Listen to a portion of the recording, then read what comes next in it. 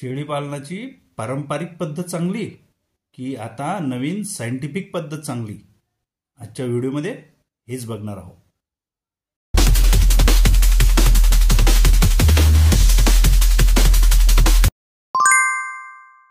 नमस्कार शेतकरी बांधवांनो, माझं नाव डॉक्टर दिलीप श्रीराम बिल्लेवार.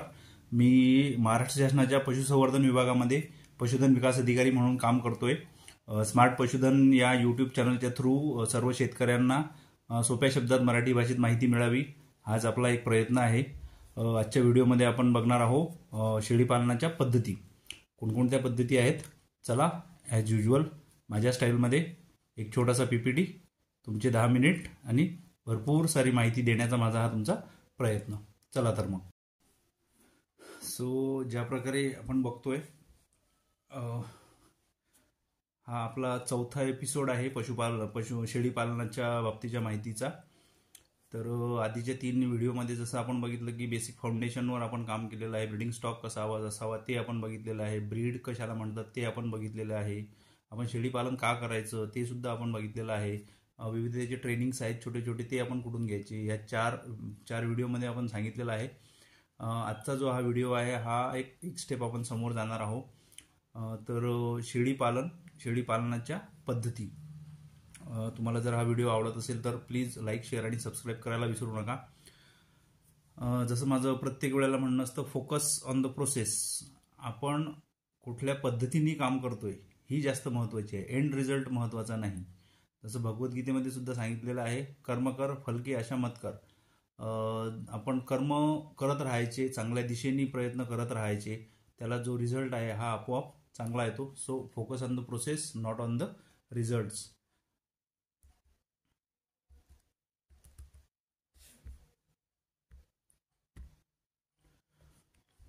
शेळी पालनाच्या पद्धती बघायच्या आधी ह्या पद्धती कुठल्या गोष्टीवर डिसाईड होतात हे आपण बघणार आहोत. त्याच्या काही महत्त्वाच्या बाबी आहेत. ऋतू हा सगळ्यात महत्त्वाचा एक त्याच्यामधला फॅक्टर आहे. ऋतूला बघूनच आपल्याला त्यानुसार शेळी पालनाची पद्धत अवलंबवायची आहे. जसं हिवाळ्यामध्ये थंडी खूप जास्त असते, तर त्यानुसार आपल्याला शेड पाहिजे बांधायचं आहे की ओपन पद्धतीने करायचं आहे ते सुद्धा आपल्याला ठरवावं लागेल.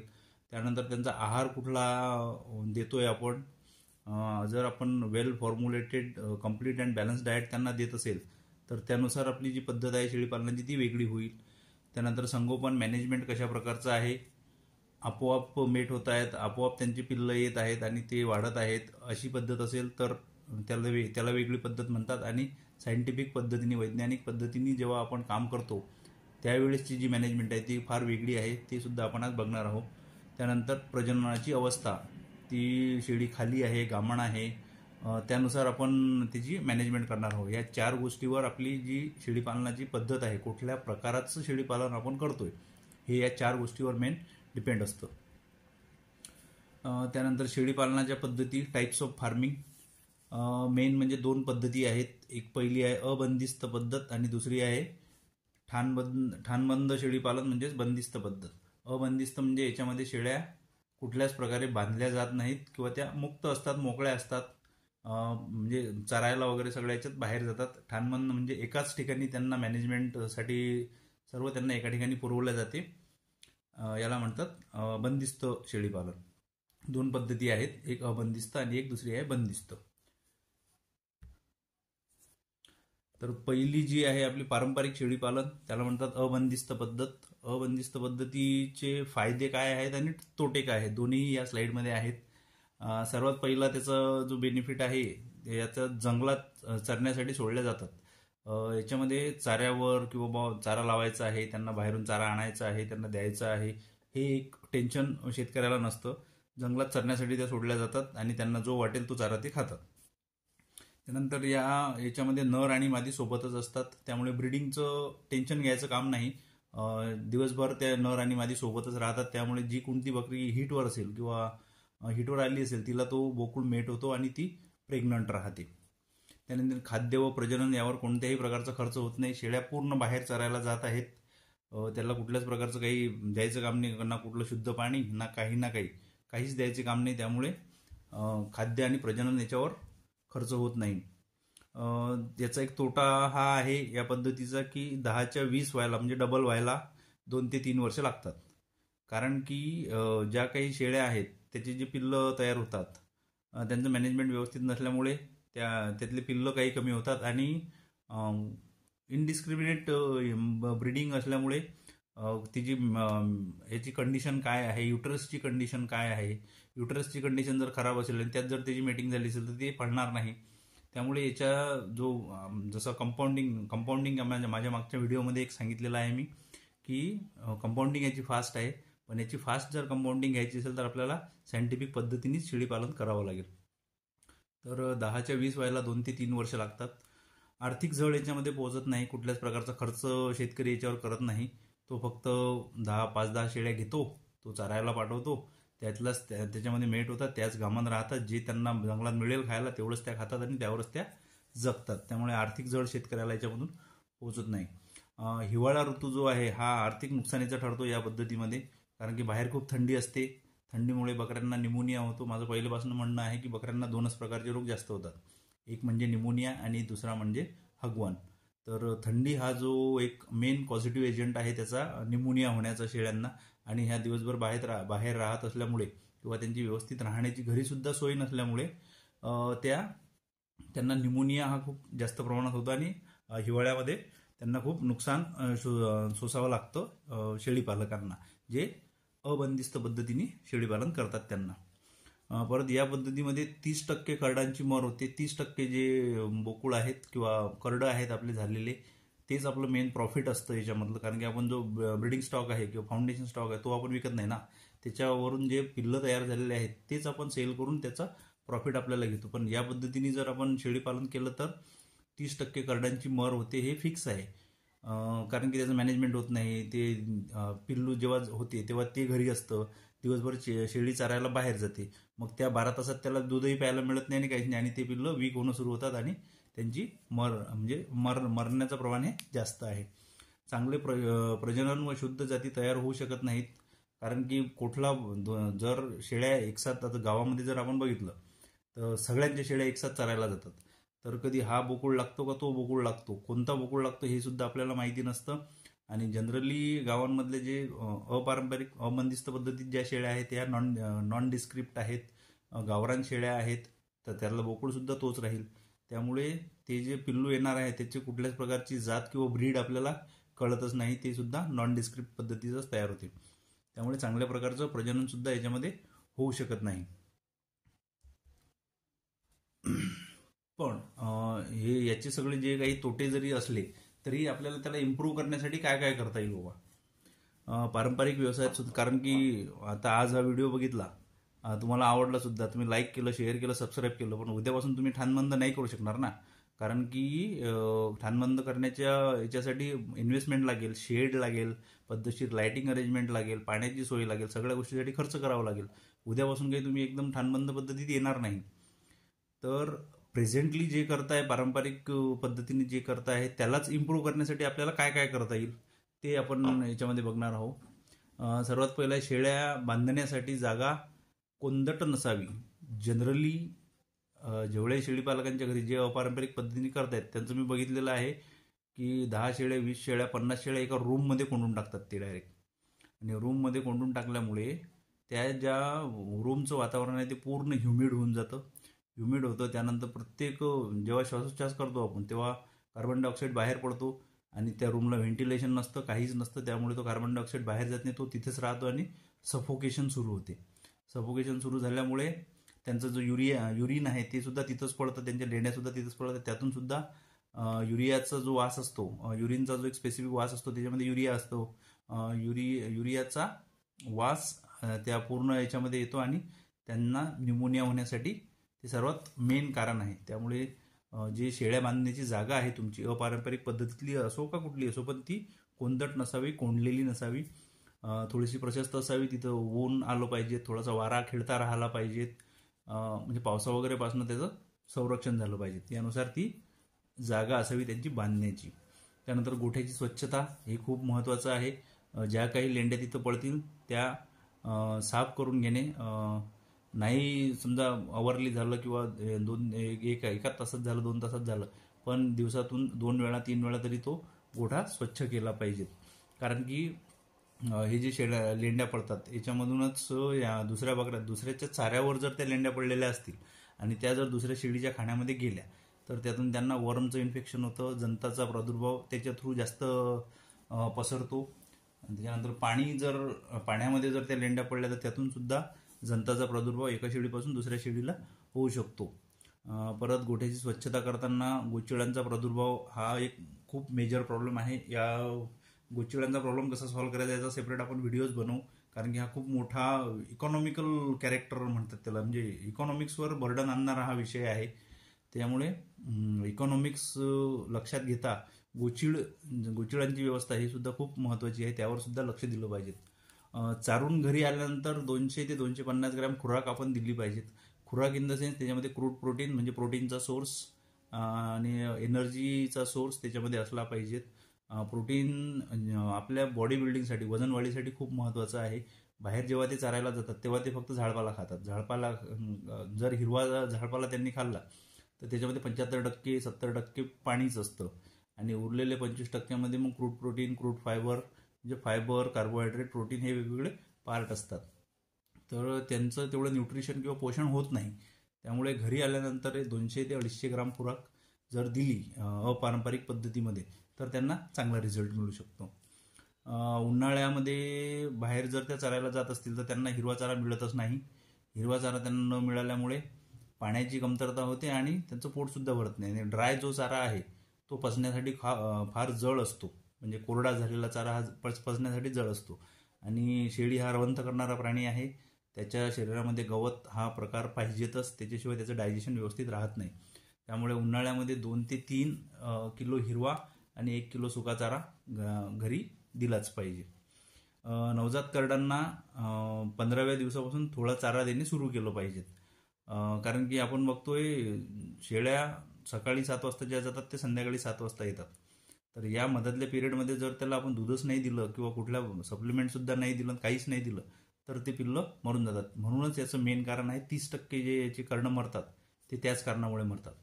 त्यामुळे 15 दिवसापर्यंत तरी दुधाचं त्याला अवेलेबिलिटी पाहिजेत. एक व्याल्यानंतर काही लगेच आपण शेळीला बाहेर पाठवत नाही. 7-8 दिवस 10 दिवस ती असते घरी. 10 दिवस त्या शेळीचं दूध पाजा, त्यानंतर 5 दिवस थोडीशी त्याची दुधाची अरेंजमेंट करून घ्या. दुसऱ्या बकरीचं काढून ठेवून नंतर त्याला पाजलं तरीही चालतं. गाईचं दूध सुद्धा त्याला चालतं, काही प्रॉब्लेम नाही. पण 15व्या दिवसानंतर त्याला थोडं चारा देणं सुरू करा, सो दॅट त्याचं जे स्टमक आहे, पोट आहे, हे डेव्हलप होणं सुरू होऊन जातं 15 दिवसानंतर आणि तो हळूहळू त्या चाऱ्यावर शिफ्ट होऊन जातो. आपल्याला टोटल 2 ते 2.5 महिन्यामध्ये दूध पाजणे बंद करायचं आहे, कारण की जेवढं शेळीचं दूध जास्त ओढल्या जाईल तेवढी तिची स्वतःची वाढ सुद्धा खुंटेल आणि तिची एनर्जी लेवल कमी कमी होत जाईल. त्यामुळे तिचं 2 ते 2.5 महिन्याचं जे पिल्लू होईपर्यंत त्यानं दूध पिणं बंद केलं पाहिजे. 2.5 महिन्याचा झाला की त्याचं दूध पिणं बंद झालं पाहिजे आणि 15व्या दिवसापासून थोडा चारा आपण देत राहिलो की तो शिफ्ट होऊन जातो आणि मग चांगलं त्याचं मेंटेनन्स होते. नर करडाचे नर जे बोकुळ आपल्या याच्यामध्ये करडं होतात त्यांचं 3 ते 4 महिन्यानंतर खच्चीकरण केलं पाहिजे. खच्चीकरण इन द सेन्स जे काही मेल्स आहेत त्यांचे टेस्टिकल्स असतात त्याला आपण एक चिमटा येतो त्याचा, वेटरनरी डॉक्टरला बोलून घ्यायचा आणि चिमट्याने त्याच्या फक्त ज्या नसा असतात, स्पर्मॅटिक कॉर्ड आपण त्याला म्हणतो, त्या प्रेस करायच्या. प्रेस केल्यानंतर त्यांचं कॅस्ट्रेशन होऊन जातं. कॅस्ट्रेशन केलेले जे बोकुळ असतात त्यांचा वाढीचा जो रेट आहे, म्हणजे वजन वाढ जी आहे ही खूप फास्ट होते आणि त्याच्या टेस्टिकल ज्या आहेत त्या फक्त छोट्या होतात साईजला, एकदम गायब होऊन जात नाहीत पण ते छोट्या होतात. म्हणजे ते ओळखायला येईल की बाबा नर आहे, फक्त कॅस्ट्रेटेड नर आहे, म्हणजे त्याची टेस्टिकलची साईज छोटी होते. आणि कॅस्ट्रेशन करणे हा मांस उत्पादनासाठी सगळ्यात महत्त्वाचा मॅनेजमेंटचा पार्ट आहे. त्यामुळे हे कॅस्ट्रेशन करायलाच पाहिजेत. शेतकरी जनरली याला अवॉइड करतात, हे करत नाहीत किंवा नाही मग तो अंगात भरत नाही, मग त्याचं ते हे म्हणजे त्यांच्यामध्ये खूप मिसकन्सेप्शन्स आहेत. पण 3 ते 4 महिन्याचं झालं बोकड की त्याचं कॅस्ट्रेशन करणे ही चांगली गोष्ट आहे, सेफ गोष्ट आहे, सगळ्यांनी केली पाहिजे. दर 2 पिढ्यानंतर ब्रीडिंगचा मेल जो आहे तो बदलणे जरुरी आहे. 10 बकऱ्या असतील आणि एक बोकुळ जर आपल्याकडे असेल तर तो जो बोकुळ आहे तो 2 वर्ष आपल्याला वापरायचा आहे, कारण की तो पहिल्यांदा आणला आपण, तो मेट झाला, त्यानंतर त्यातल्या फिमेल आल्या. त्या फिमेलला ॲडल्ट व्हायला 1 वर्ष, 12 महिने ते 15 महिने लागतील आणि हा जो बोकुळ आहे हा त्या फिमेलला लागला नाही पाहिजेत, कारण की जर समजा पहिली बकरी झाली, तिच्यापासून दुसरं पिल्लू बकरी आली, तिला जर हा मेट झाला तर त्याला इनब्रीडिंग म्हणतात. इनब्रीडिंगमध्ये खूप सारे जेनेटिक प्रॉब्लेम येण्याची शक्यता असते. तर त्याचा सोपा उपाय आहे, एक बोकूळ 1 जानेवारी 2024ला आणायचा आणि 1 जानेवारी 2026ला तो बोकूळ आपल्या शेडमधून काढून टाकायचं, त्याला विकून टाकायचं आणि त्याच्याबदली दुसरा बोकूळ आणायचा. तर ही जी मॅनेजमेंटची प्रॅक्टिस आहे ही सगळ्यात बेस्ट आहे. दोन पिढ्यानंतर हा बोकूळ विकून टाकायचा. आजारी शेळ्यांचा उपचार लगेच करावा. शेळी असा प्राणी आहे की तो बिमार कमी पडतो, पण जर का पडला बिमार आणि त्याला जर लवकर ट्रीटमेंट नाही मिळाली तर तो रिस्पॉन्ससुद्धा लवकर करत नाही ट्रीटमेंटला. कारण की आम्ही बघितलेलं आहे दवाखान्यात ज्या आमच्या केसेस येतात, या 2 वेळा 3 वेळा म्हणजे 2, 3, 4 दिवसानंतर 5 दिवसानंतर जी शेळी आपल्याकडे ट्रीटमेंटसाठी येते तिला ती ट्रीटमेंटला चांगली रिस्पॉन्ड करत नाही. त्यामुळे ट्रीटमेंट जर चांगली लवकर केली आपण तर ती ट्रीटमेंट चांगली होते तिची आणि ती लवकर बरी होते. त्यामुळे आजारी शेळ्यांचा उपचार जो आहे हा लगेच करून घेतला पाहिजे. ह्या झाल्या पारंपरिक व्यवसायातल्या सुधारणा. त्यानंतर दुसरं आहे ठाणबंद शेळीपालन, याला बंदिस्त शेळीपालन आपण म्हणतो. आणि आपल्याला जेव्हा मोठा फार्म करायचा असतो 200 शेळ्या, 300 शेळ्या, 500 शेळ्या, त्यावेळेला ही सिस्टीम एकदम चांगली आहे, बेस्ट आहे, सायंटिफिक आहे, वैज्ञानिक आहे, ही आपण केली पाहिजे. वैज्ञानिक पद्धतीने गोठा बांधून त्यात शेळ्यांना चारा पाणी पुरवून उत्तम व्यवस्थापनाद्वारे करडे, दूध, लेंड्या मिळवणे याला ठाणबंद व्यवस्थापन म्हणतात. करडे, दूध आणि लेंड्या ह्या आपल्या फार्मवरच तयार होतात. एकदा शेळी फार्मच्या आतमध्ये आली की तिला बाहेर जायची गरज नाही. चारा पाणी आपण तिला तिथंच पुरवतो. सर्व गोष्टी तिला त्या शेडवरच असतात. त्याच्यामुळे अशा पद्धतीनं जे शेळीपालन होते त्याला ठाणबंद शेळीपालन म्हणतात. ठाणबंद शेळीपालनाचे फायदे काय आहेत? नवीन तयार होणारी जी करडांची पैदास आहे त्याच्यावर आपल्याला नियंत्रण ठेवता येते. आपल्याकडे 10 शेळ्या आहेत, ह्या कुठल्या ब्रीडच्या आहेत? आपण बेरारी ब्रीडच्या शेळ्या आणलेल्या आहेत. तर आपल्याला बेरारी बोकूळ आणून तो बेरारी बोकूळ जर त्यांच्यासोबत ठेवला तर ज्या ज्या शेळ्या हिटवर आहेत त्याच्याशी तो मेट होईल आणि त्यातूनच आपल्याला समोरची जी जनरेशन मिळणार आहे ही बेरारीचीच मिळणार आहे. कारण की 100% बेरारी आणि 100% मेल आणि फिमेल जर 100% असतील तर समोरची जी जनरेशन आहे ती 100% बेरारीची येऊन जाईल. त्यामुळे नवीन तयार होणारी जी पिढी आहे किंवा करडं आहेत त्याचं ब्रीड, त्याचं पूर्ण रेकॉर्ड आपल्याकडे आपण ठेवू शकतो. सो दॅट आज ही शेळी मेट झाली, मग त्या रेकॉर्डच्या रजिस्टरमध्ये जर आपण लिहून ठेवलं की बाबा 10 तारखेला या टॅग नंबरची शेळी आपण मेट झालेली आहे तर हिला लक्ष ठेवायचं आहे. सो दॅट आजची तारीख आणि 21 दिवसानंतरची तारीख जर आपण बघितली, 21 दिवसाला ती परत हिटवर आली म्हणजे रिपीट झाली आणि समजा जर नाही आली तर आपल्याला गृहीत धरता येते की ठीक आहे ही शेळी प्रेग्नंट राहिली असेल. त्यामुळे नवीन जी पिढी येते आपल्याकडे त्याच्यावर नियंत्रण ठेवण्यासाठी ही पद्धती सगळ्यात बेस्ट आहे. त्यानंतर संसर्गजन्य आजार रोखता येतात. जेव्हा पारंपरिक पद्धतीमध्ये आपण बघितलं की गावातल्या 100, 200, 300 शेळ्या एकसाथ चरायला जातात, त्यातल्या किती आजारी आहेत आणि कोणत्या आजारी आहेत हे कोणालाच माहीत नसतं. त्या चारणाराला माहीत नसतं आणि घरमालकाला तर माहीतच नसतं, कारण की त्याच्याकडे वेळ नसतो, तो चारायसाठी बाहेर पाठवून देतो. त्याच्यामुळे तिथून जर काही इन्फेक्टेड शेळ्या असल्या तर त्यांना प्रॉब्लेम होऊन जाईल आणि मग त्यांचा जो रोग आहे हा आपल्या शेळ्यांना सुद्धा लागू शकतो. पण तेच जर बंदिस्त शेळीपालन आपण केलं तर हा संसर्गजन्य आजार बाहेरून येऊ शकत नाही. त्यानंतर आहार आपल्याला सुनियोजित करून देता येतो. म्हणजे आपल्यानुसार आपण त्याला कुठल्या कुठल्या प्रकारचं खाद्य जरुरी आहे तेच आपण त्याला देणार आहे. अननेसेसरी खाद्य आपण त्याला देणारच नाही. त्याला आपण कंप्लीट आणि बॅलन्स डाएट म्हणतो.